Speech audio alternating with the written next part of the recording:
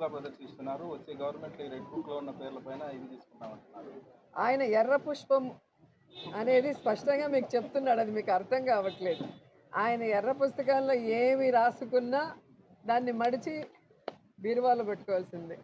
ఎందుకంటే ఆయన ఎమ్మెల్యేగానే గెలవలేడు. ఇంకా ఆయన ఏం చేస్తాడు ఆ ఎర్ర పుస్తకాన్ని పట్టుకొని చెప్పండి. అదే మేము ఈరోజు అనుకొని మేము బ్లూ బుక్ గ్రీన్ బుక్ మా పార్టీకి కలర్ కాబట్టి రాసుకునింటే వీళ్ళందరూ అసలు రాష్ట్రంలో ఉండి ఉంటారని ఆలోచించండి.